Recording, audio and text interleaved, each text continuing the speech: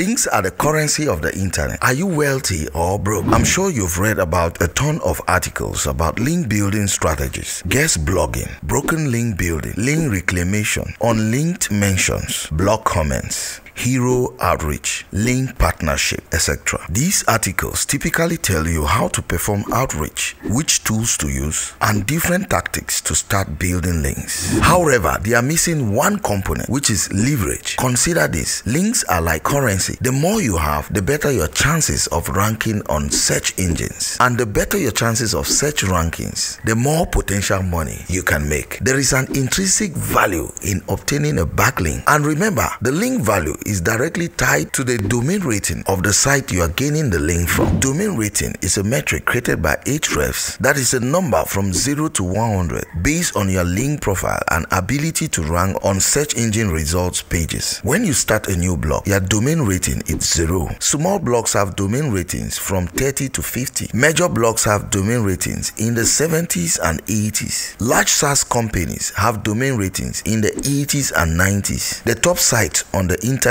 like Google, YouTube, Facebook, ConnectYou have domain ratings of 99+. So how does this equate to value? Well, a link from a small niche blog with a domain rating of 25 is much less valuable than a high quality link from the New York Times or Wikipedia with a domain rating of 90+. Link value is passed from the linking website to yours. The higher the domain rating of the site linking to you, the more valuable it is. These new links are vote of confidence in Google's eyes. They show that your website or blog is trustworthy. Backlinks are still one of the biggest Google's ranking factor because they are difficult to obtain. They don't magically appear. You have to work for them, and they are valuable. Think about this. I've seen digital marketing agencies charge anywhere from $500 to $3,000 for a single high domain rate link. If getting a few high domain rate backlinks can help you move to the first page of Google and then make money from your post, these valuable links have a real market impact. Why will a website give you this value for free without receiving anything in return? It doesn't make sense. You can write the most significant link-worthy post, perform perfect outreach, asking for the ideal link placement,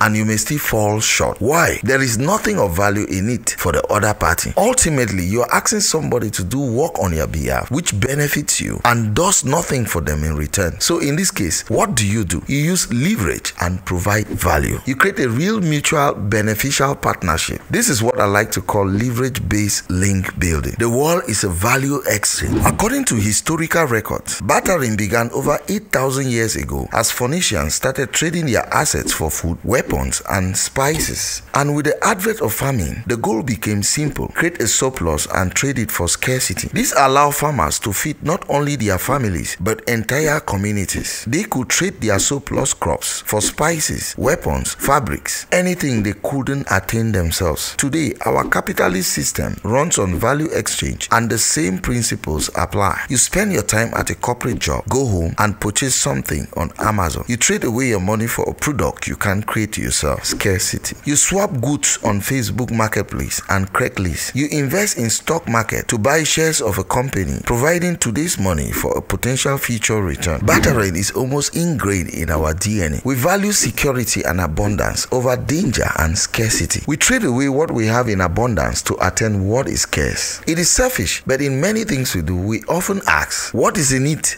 for me? This system of bartering or trading value for value, it's exactly the same when it comes to link building and growing a successful website or blog. Partnerships cannot be a one-sided exchange. You need to find ways to provide value. How do you provide value in link building? Much like trading goods in the physical world, you can also trade things of value in the digital world. To do this, you first need to understand what is actually valuable in the digital world. So what's valuable? Well, from my experience working with e-commerce brands, agencies, SaaS companies, and bloggers, there is one thing coveted by all: links. If you want to form an online partnership and get backlinks yourself, you need to be able to provide good links in return. It is that simple. Again, it is a value exchange, not a one-sided offer. There is no exact science to determine link value. It is a combination of factors including the site's domain rating, niche, traffic, brand, equity, etc. If you had to make a totally and completely non-scientific scientific estimate across all niches. I would say that one do-follow backlink is what? Href also did a study on the value of a backlink and found that the average value of buying a link was $352.92. With this framework, you can begin to understand the value of links so that you can trade them more easily and get more value in return. The myth of passive link building. Many search engine optimization experts and content marketers say that the holy grail of link building is passive link building. Getting links to an article without doing anything because your post is just too good. This link building tactic can be done by creating original research, adding infographics, videos, case studies, and writing quality content. While all of the items above should be incorporated into some of your guest posts, passive link building is a myth in many ways. Build it and they will come does not work in 2024. Getting quality links is a flywheel that only rewards the most visible sites. For example, let's say you create an amazing article full of organic reach, infographics, and videos. It is by far better than anything ranking on page 1 of Google. However, when you create a brand new article, it won't start ranking right away. It might be on page 4, page 5, or it may not even crack the top 100 results. Who's going to find it?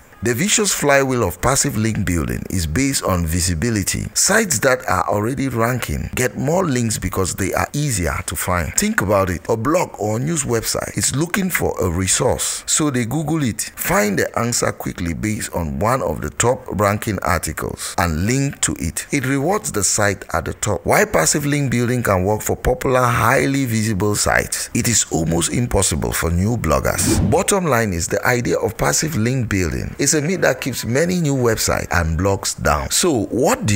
You need to take action and build domain authority yourself because no one else is going to do it for you. Other factors in determine link value. Remember, not all links are created equal. There are a few tricky little details that you should know before you start link building. So we know that a backlink is a piece of hypertexted anchor text that points a reader to your website. How is this link juice passed from one site to the other? There are a number of factors to consider, but here are the main 7. 1. Do follow or no follow. Links from other websites are either do follow or no follow. Links are always do follow unless marked otherwise. If a link is do follow, Google search crawlers will follow the link to the external page and pass SEO value through it. No follow links tell Google not to follow the link to the external page and to not pass any SEO value. Backlinks can be manually marked no follow, and this HTML tag is used in a lot of different ways. In a correct usage, affiliate links and sponsored links that are promotional in nature should be marked no follow. If you are citing a statistic, image, or helpful resource, they should usually be do follow. I often see blogs try to save link equity by marking too many external links no follow. The thinking is that if they mark all external links no follow and all internal links to their own post do follow, then their blog posts get all of the link juice and more authority. This is not completely true. There are a lot of gray areas when it comes to do follow and no follow link and how they pass value. SEMrush actually conducted a case study where they did witness SEO value in no follow backlink. Overall, it is important to know the difference between the two types of links. Aim to get do follow links for the most part, but know that there can also be SEO value in no follow links. It is important that you have a natural mix of both. 2.